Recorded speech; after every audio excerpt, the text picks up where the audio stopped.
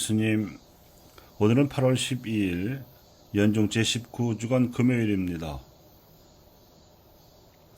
오늘 독서인 에제키엘 예언서 제16장은 예루살렘을 의인화시켜서 풀어놓은 유배 이전의 역사 이야기입니다.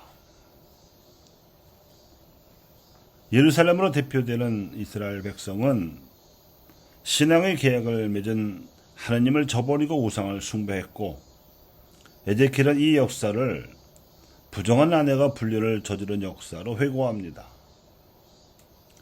벌어진 아기가 왕비가 되기까지 숭고한 사랑과 저속한 불륜이 나란히 등장하는, 그래서 읽기도 듣기도 거북스러운 이 이야기를 통해서 에제키엘 예언자는 이스라엘 백성의 불충실함에도 불구하고 변함없는 하나님의 사랑과 자비를 일깨워 주고자 하였습니다. 그 결과로 겪어야 했던 바빌론 유배 생활은 이스라엘 백성이 다시금 하나님께 돌아오기 위해 정화되어야 하는 속죄의 기간이었습니다. 에제키엘 예언자가 전하고자 하는 하나님의 자비하심에 비해서 예수님 당시의 유다인 남자들은 훨씬 더 완고했습니다. 결혼한 아내가 다른 남자와 불륜을 저질렀다거나 불륜의 혐의만 보여도 그 아내를 버려도 좋다는 사고방식을 예수님께 노골적으로 드러내고 있습니다. 실제로 불륜은 아내의 경우보다 남편에게서 더 많이 벌어질 가능성이 큰데도 그러했습니다. 이 매정하고 위선적인 세태를 드러내는 얄궂은 질문이 바로 무엇이든지 이유만 있으면 남편이 아내를 버려도 됩니까? 하는 것이었습니다.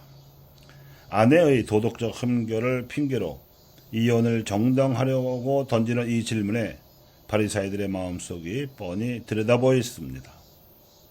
그러자 이에 대해서 예수님께서는 혼인에 관한 창조주 하나님의 계획을 상기시키셨습니다.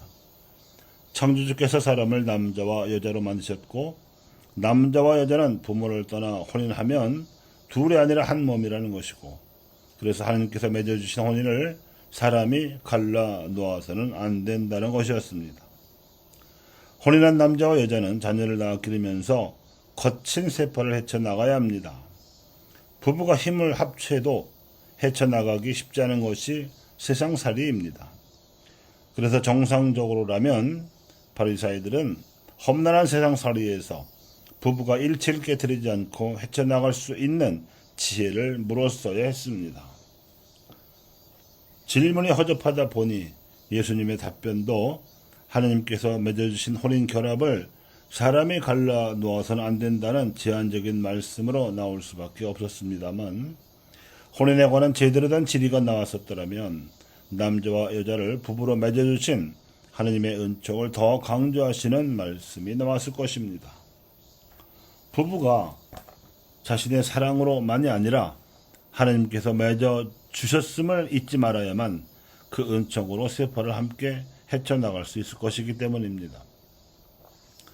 그래서 세상에서는 결혼을 남편과 아내의 양자 계약으로 보지만, 가톨릭 교회에서는 남편과 아내와 하나님 사이의 삼자 계약으로 봅니다. 부부의 사랑 사이에 하나님께서 일하시기 때문입니다. 사람이 그 가치를 따져서 교환될 수 있는 무슨 물건이 아니라 인격체라는 사실은 사랑하는 남녀가 하나님께 대한 신앙으로 결합될 때 빛을 발합니다. 그렇게 하나님 안에서 맺어진 부부라야 그 사이에서 태어나 자라는 자녀들도 인격적으로 성장할 수 있다는 이치는 너무나도 분명한 것입니다.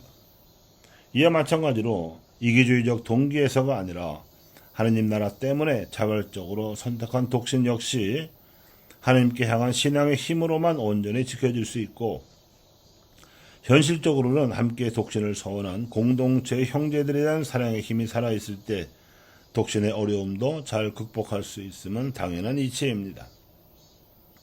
고대 교회의 교부들은 하나님 나라를 위한 독신을 잘 지키기 위해서는 은총과 의지가 함께 필요하다고 가르쳤습니다. 은총 없이 의지만으로 실천될 수도 없고, 의지 없이 은총만으로 가능한 일도 아니라는 것입니다.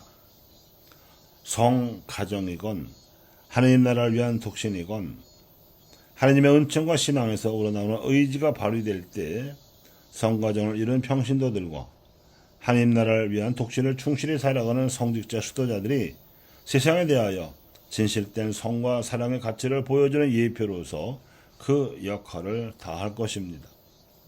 이와 더불어 이스라엘의 역사적 실패를 반면교사로 삼기 위해서 반드시 알아야 할 것이 있습니다. 그것은 그들이 에제키엘이 고발하는 우상 숭배에 빠져 있었던 동안에도 그들 자신은 하나님께 제사를 드리고 하나님께 기도 바치고 있었다는 역사적 사실입니다. 그러므로 예언자가 보는 신앙과 우상 숭배의 차이는 형식이 아니라 실제 내용에 있습니다. 하나님 백성으로 부르심 받은 교회와 그리스도인들이 예언자가 불륜이라고 일깨워주는 우상 숭배적 풍조에 빠지지 않고 올바른 하나님을 섬기는 그분의 정배로 살아가기 위해서도 미사를 비롯한 성사생활과 기도생활의 형식뿐만 아니라 그에 담긴 지향과 마음 같은 내용이 중요함을 알 수 있습니다. 이와 동일한 주제와 지향으로 예언 활동을 벌였던 북이스라엘 왕국의 호세아 예언자도 이렇게 일깨워 주었습니다.